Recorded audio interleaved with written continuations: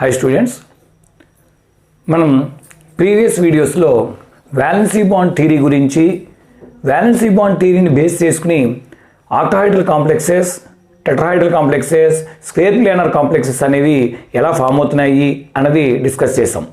So ఈ వీడియోలో మనం వాలెన్సీ బాండ్ థియరీ యొక్క లిమిటేషన్స్ గురించి, డ్రాబ్యాక్స్ గురించి మనం తెలుసుకుందాం. So valency bond theory previous 2 theories కన్నా, అంటే వెర్నర్ థియరీ కావచ్చు లేదా సిడ్విక్ ఎలక్ట్రానిక్ ఇంటర్ప్రిటేషన్ థియరీ కావచ్చు, ఆ 2 థియరీల కన్నా కూడా మనకి చాలా క్లియర్గా స్ట్రక్చర్ ఆఫ్ ద కాంప్లెక్స్ని ఎక్స్ప్లెయిన్ చేయడం జరిగింది. ఒకసారి బ్రీఫ్గా మనం సైలెంట్ ఫీచర్స్ని కనుక మనం చూసినట్లయితే, the central metal atom or ion has a number of empty orbitals for accommodating electrons donated by the ligands. So next one, the number of empty orbitals donated by the number of empty orbitals is equal to the coordination number. The number of empty orbitals utilized by the central metal atom or ion is nothing but the coordination number అని చెప్పేసి చెప్పుకున్నాం. The metal orbitals and ligand orbitals, the metal empty orbitals and the ligands filled orbitals may overlap to form a strong bonds. Greater the extent of overlapping, stronger will be the bond అని చెప్పేసి చెప్పుకున్నాం. అట్లాగే ఈ బాండ్ని మనం covalent బాండ్గా చెప్పుకున్నాం. Next, in order to achieve the greater stability, the main point is in order to achieve the greater stability, the atomic orbitals S, P or D, F orbitals, mainly sp,d orbitals may overlap to undergo hybridization to form a new set of equivalent hybrid orbitals with a definite shape. So in order to achieve greater stability, the atomic orbitals of the metal ion or atom may involved in the hybridization. So these hybrid orbitals of the metal, these hybrid orbitals, empty hybrid orbitals of the metal may overlap with the ligands completely filled orbitals. We know that greater the extent of overlapping, stronger will be the bond అని చెప్పి మనకి ఈ postulates ఉన్నాయి. అట్లాగే unpaired electrons కనుక complex form అయినప్పుడు unpaired electrons కనుక ఉన్నట్లయితే, that means that is paramagnetic అని. So paired electrons and all the electrons are paired, then it is called diamagnetic అని చెప్పేసి మనం చెప్తున్నాం. అట్లాగే హైబ్రిడైజేషన్ గురించి మాట్లాడినప్పుడు 2 ఆర్బిటాల్స్ కనుక, అంటే 1 s orbital 1 p orbital overlap అయితే sp హైబ్రిడైజేషన్ అని, 1 s orbital 3 p orbitals overlap అయితే sp3 హైబ్రిడైజేషన్ అని. దట్ షేప్ ఈజ్ ప్లానార్ అని, ట్రయాంగులర్ ప్లానార్. ఆర్బిటాల్స్ యొక్క ఓవర్లాపింగ్ని బట్టి మనకి స్ట్రక్చర్ కూడా ఇవ్వడం అనేది జరిగింది. సో ఇందులో ఆక్టాహైడ్రల్ షేప్ కనుక మనం తీసుకున్నట్లయితే D2 sp3 హైబ్రిడైజేషన్ కావచ్చు, sp3 D2 హైబ్రిడైజేషన్. ఇక్కడ కూడా మనం చెప్పుకున్నాం, it means inner d orbitals and outer d orbitals. nd orbitals అంటే outer d orbitals, n-1 d orbitals అంటే ఇన్నర్ d ఆర్బిటాల్స్. ఇలాగా మన కాంప్లెక్స్ ఫార్మేషన్స్ని మనం ఎక్స్ప్లెయిన్ చేసుకోవడం జరిగింది.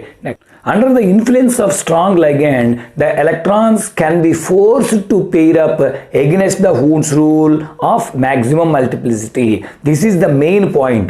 అంటే కాంప్లెక్స్ ఫార్మేషన్లో ఇన్నర్ ఆర్బిటల్ కాంప్లెక్సెస్ అంటే n-1d, అవుటర్ ఆర్బిటల్ కాంప్లెక్సెస్ అంటే nd అని చెప్పుకున్నాం. సో ఇన్నర్ ఆర్బిటల్ కాంప్లెక్సెస్ నేమో లో స్పిన్ కాంప్లెక్సెస్ అన్నాం, మీన్స్ అవుటర్ ఆర్బిటల్ కాంప్లెక్సెస్ నేమో హై స్పిన్ కాంప్లెక్సెస్ అన్నాం.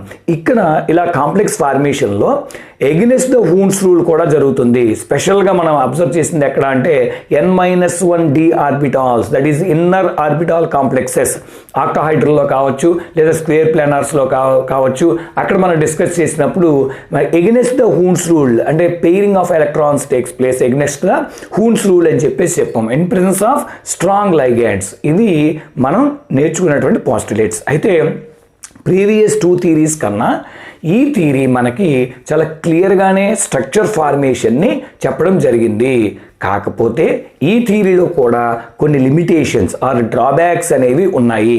సో అందులో మనం ఫస్ట్ చూసుకున్నట్లయితే ఫస్ట్ డ్రాబ్యాక్ని కనుక మనం చెప్పుకుంటే, although it provides A satisfactory pictorial representation of the complex qualitatively it does not provide quantitative representation of the stability of the complexes.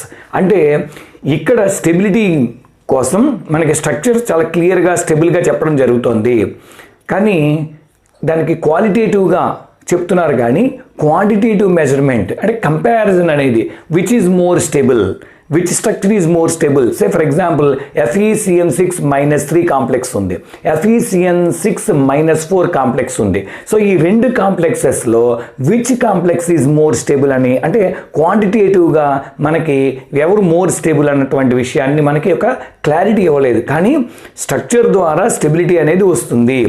అలాగే ఇంకొక పాస్టులేట్లో ఏం చెప్తామంటే డిస్టార్షన్, స్ట్రక్చర్స్లో డిస్టార్షన్స్ అనేవి రావడం జరుగుతాయి. ఆక్టాహైడ్రల్ కాంప్లెక్సెస్ కానీ అంటే కొంచెం హయ్యర్ లెవెల్లో మీకు ఇదంతా డిస్కస్ చేస్తారు. డిస్టార్షన్ అనేది రావడం జరుగుతుంది. ఆక్టాహైడ్రల్ కాంప్లెక్సెస్లో డిస్టార్షన్ని, జాన్ టైలర్ ఎఫెక్ట్ అని ఇలా వస్తూ ఉంటాయి. అంటే ఆ స్ట్రక్చర్ వలన మనకి స్ట్రక్చర్లో వచ్చే డిస్టార్షన్స్ని ఎక్స్ప్లెయిన్ చేయడం అనేది జరగలేదు అని చెప్పి. ఇంకొక మెయిన్ డ్రాబ్యాక్ ఏంటంటే ఇందులో కలర్. సో కాంప్లెక్స్ యొక్క కలర్ని ఇక్కడ ఎక్స్ప్లెయిన్ చేయలేదు, అంటే it does not explain the spectra or colour of the complexes అని చెప్తున్నాం. అట్లాగే it does not give any detailed information about the magnetic properties. So magnetic properties గురించి క్లియర్ కట్ ఇన్ఫర్మేషన్ లేదు. అంటే మ్యాగ్నెటిక్ ప్రాపర్టీస్ గురించి ఏం చెప్పారు అంటే మీన్స్ అన్పేర్డ్ ఎలక్ట్రాన్స్ కనుక ఉన్నట్లయితే పారామాగ్నెటిక్, పేర్డ్ ఎలక్ట్రాన్స్ ఉంటే డయామాగ్నెటిక్, బాగానే ఉంది. అంతేకాదు మ్యాగ్నెటిజంని బట్టి స్ట్రక్చర్ కూడా, జామెట్రీ కూడా చెప్పచ్చు అని చెప్పినటువంటి కాన్సెప్ట్ ఉంది. కానీ ఇక్కడ ఉన్నటువంటి ప్రాబ్లం ఏంటంటే it cannot explain the temperature dependent paramagnetism. So ఈ మ్యాగ్నెటిజంలో ఇన్ డీటెయిల్డ్గా క్లియర్ కట్ ఇన్ఫర్మేషన్ ఇంకా అదర్ మనకి ఇవ్వలేదు అని చెప్పి. అట్లాగే it does not explain why at one time the electrons must be arranged against the Hund's rule. ఇదే చెప్పుకున్నాం మనం. అంటే in presence of a strong ligand against the Hund's rule జరుగుతుంది అన్నాం. కానీ ఒక్కొక్కసారి ఏమో ఎగెన్స్ట్ ద Hund's rule జరుగుతుంది, ఒక్కొక్కసారి ఏమో ఎగెన్స్ట్ ద Hund's rule జరగట్లేదు. దానికి రీజన్ ఏంటి అన్నది ఇక్కడ క్లారిటీ ఇవ్వలేదు మనకి. దట్ మీన్స్ ఎలక్ట్రానిక్ కాన్ఫిగరేషన్ అనేది ఎగెన్స్ట్ ద Hund's rule ఎందుకు వెళ్తుంది అంటే వాళ్ళు ఏం చెప్తారు, in presence of strong ligand. ఇక్కడ స్ట్రాంగ్ లైగండ్ ఎవరు, వీక్ లైగండ్ ఎవరు అనేది ఒక క్లారిటీ లేదు మనకి. మనం ఏం చెప్తున్నామంటే స్ట్రాంగ్ లైగండ్ సమక్షంలో Hund's rule వ్యతిరేకంగా వెళ్తోంది అని. మీకు ఒక క్లియర్ కట్ ఎగ్జాంపుల్ ఇస్తాం. సో ఒక ఎగ్జాంపుల్ తీసుకుంటే మనం కోబాల్ట్ NH3 6 times +3 కాంప్లెక్స్ తీసుకుందాం. అలాగే Fe NH3 6 times +2 are 2+ complex, 2+. ఇక్కడ కూడా అంతే 3+ ఆర్ +3 అనొచ్చు. ఈ రెండు కాంప్లెక్సెస్ని కనుక మనం గమనించినట్లయితే ఇందులో ligand ammonia is the same ligand. కాకపోతే ఈ కోబాల్ట్ NH3 6 times +3 కాంప్లెక్స్ ఏమో ఇన్నర్ ఆర్బిటాల్ కాంప్లెక్స్ అయ్యింది. Fe NH3 6 times +2 ఏమో అవుటర్ ఆర్బిటాల్ కాంప్లెక్స్ అయింది. అంటే ఇక్కడ D2sp3 హైబ్రిడైజేషన్లో ఇన్వాల్వ్ అయితే ఇక్కడ sp3d2 హైబ్రిడేషన్ ఇన్వాల్వ్ అయింది. అంటే ఇక్కడ అమోనియా ఎలా పనిచేస్తుంది, కోబాల్ట్ విషయంలో స్ట్రాంగ్ లైగండ్ అంటే Hund's రూల్కి వ్యతిరేకంగా ఎలక్ట్రాన్స్ అనేవి పెయిర్ అయినాయి. కారణం ఏం చెప్తున్నాం మనం ఇక్కడ, అమోనియా ఇస్ స్ట్రాంగ్ లైగండ్ కాబట్టి కోబాల్ట్ తన దగ్గర ఉన్నటువంటి డిఆర్బిటాల్స్ని against the Hund's rule feel చేసింది. సేమ్ ఇక్కడ సిచ్యువేషన్ ఇక్కడికి వచ్చినప్పుడు ఏమవుతుందంటే అమోనియా మీకు అలా ఫీల్ చేయలేకపోయింది కాబట్టి మనకు అక్కడ ఏం జరుగుతుంది అంటే అవుటర్ ఆర్బిటాల్ కాంప్లెక్స్కి వెళ్ళింది. ఇక్కడ మనకి ఈ థియరీ ఒక క్లారిటీ ఇవ్వాల, ఏది స్ట్రాంగ్ లైగండ్ ఏది వీక్ లైగండ్, ఎందుకని స్ట్రాంగ్ లైగండ్ సమక్షంలో Hund's rule వ్యతిరేకంగా వెళ్తున్నాయి, ఎందుకు వీక్ లైగండ్ సమక్షంలో Hund's rule వ్యతిరేకంగా వెళ్ళట్లేదు అన్నది ఒక క్లారిటీ ఇవ్వలేదు. ఇది ఒక మెయిన్ డ్రాబ్యాక్గా మనం చెప్పచ్చు. అలాగే ఇంకొక కాంప్లెక్స్ తీసుకుంటే FeH2O ఐరన్ తీసుకున్నట్లయితే H2O 6 times +2 కాంప్లెక్స్ తీసుకుందాం. అలాగే FeCN6-4 కాంప్లెక్స్. ఈ రెండిట్లోనూ కూడా iron is the common central metal atom iron. ఈ రెండు కూడా మనకి ఒకటి పారామాగ్నెటిక్ అయ్యాడు, ఒకటి డయామాగ్నెటిక్ అయ్యాడు. కారణం ఏంటి అంటే ఇక్కడ పారామాగ్నెటిక్ H2O ఇక్కడ కూడా సేమ్ మీరు స్ట్రక్చర్ వేస్తే తెలుస్తుంది. ఇక్కడ కూడా H2O అనేది వీక్ లైగాండ్ అయ్యాడు, సైనైడ్ అయాన్ అనేదేమో మీకు స్ట్రాంగ్ లైగాండ్ అయ్యాడు. ఎప్పుడైతే స్ట్రాంగ్ లైగాండ్ అయ్యాడో ఎగెనిస్ట్ ద హూన్స్ రూల్ వెళ్ళడం వలన మనకేం జరుగుతుందంటే అందులో D2sp3 హైబ్రిడైజేషన్లో ఇన్వాల్వ్ అవ్వడం. ఎక్కడికి వచ్చేటప్పటికి ఏమవుతుంది, వీక్ లైగాండ్ అవ్వడం వలన sp3 D2 హైబ్రిడైజేషన్ ఇన్వాల్వ్ అవ్వడం అనేది జరుగుతుంది అనమాట. అంటే ఇక్కడ స్ట్రాంగ్ అండ్ వీక్ లైగాండ్స్లో ఈ థియరీ ఒక క్లారిఫికేషన్ అనేది ఇవ్వలేదు. అది ఒక ఇంపార్టెంట్ పాయింట్. అలాగే ఒక్కొక్కసారి ఏమవుతుందంటే some times the theory requires the transfer of electrons from lower energy level to hire energy level. That means మనకు ఒక ఎగ్జాంపుల్ కూడా మనం చేసాం. CuNH3, see this is CuNH3 CuNH3 4 times +2 complex. ఈ కాంప్లెక్స్ తీసుకున్నప్పుడు ఏం జరిగిందంటే ఇందులో 3Dలోంచి ఒక ఎలక్ట్రాను 4Pలోకి మైగ్రేట్ అయిపోయింది. 3Dలోంచి ఒక ఎలక్ట్రాన్ 4Pలోకి మైగ్రేట్ అయింది. అంటే 3D ఎనర్జీ లెవెల్ నుంచి 4Pకి మైగ్రేట్ అవ్వడం అనేది ఎలా జరుగుతుంది అన్నది ఇక్కడ మెయిన్ వన్. అంటే మన స్క్వేర్ ప్లానార్ కాంప్లెక్సెస్ తీసుకున్నప్పుడు అక్కడ ఎక్స్ప్లెయిన్ చేసుకున్నాం. కరెక్ట్గా చెప్పాలంటే వీడి sp3 హైబ్రిడైజేషన్లోనే ఇన్వాల్వ్ అవ్వాలి. కానీ ఎక్స్రే డైఫ్రాక్షన్ స్టడీస్ కావచ్చు లేదా ఎలక్ట్రానిక్ డైఫ్రాక్షన్ స్టడీస్ కావచ్చు మనకి ఏం చెప్తున్నాయి అంటే CuNH3 4 times +2 అనేవాడు DsP2 హైబ్రిడైజేషన్లో ఇన్వాల్వ్ అవుతున్నాడు. కానీ ఇది పారామాగ్నెటిక్ నేచరే. అంటే DsP2 కారణం ఏంటంటే ఇక్కడ అమోనియా అనేది రావడం వలన కాపర్ ఒక 3Dలోంచి ఎలక్ట్రాన్ని 4Pలోకి మైగ్రేట్ చేస్తుంది. సో ఇది ఎలా పాసిబిలిటీ ఉంది అంటే దీనికి ఎక్స్ప్లెనేషన్ అనేది మనకి ఇవ్వలేదు అని చెప్పి ఇది.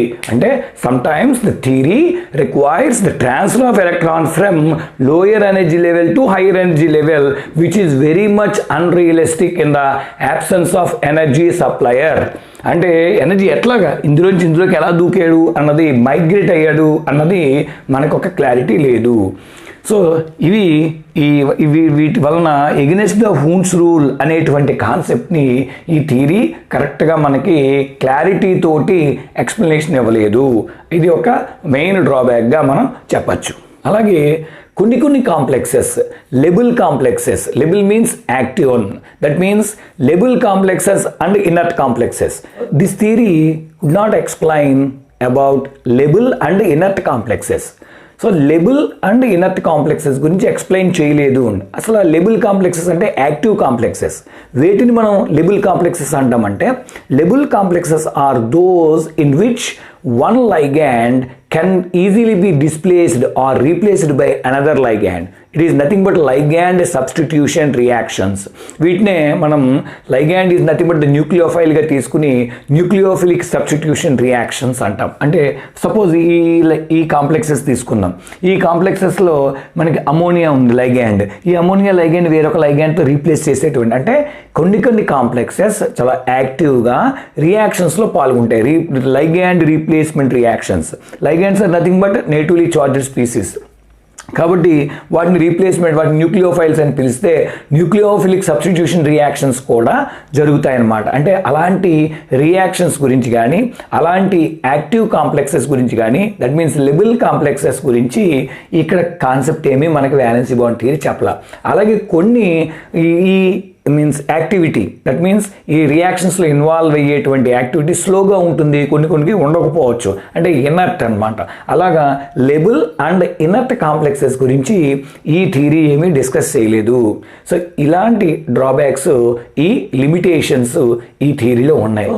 దీంతో మనకి limitations of valency bond theory తోటి టోటల్గా valency bond theory concept complete అయింది. సో ఫస్ట్ వీడియోలో మనం వాలెన్సీ బాండ్ థియరీ యొక్క సైలెంట్ ఫీచర్స్ చూసాం.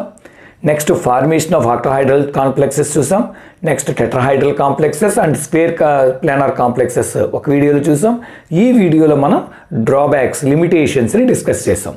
సో నెక్స్ట్ వీడియోలో మనం క్రిస్టల్ ఫీల్డ్ థియరీ గురించి, ఆ క్రిస్టల్ ఫీల్డ్ థియరీకి సంబంధించినటువంటి ఇంట్రొడక్షన్ను అలాగే ఆ ఫీచర్స్ని మనం డిస్కస్ చేద్దాం.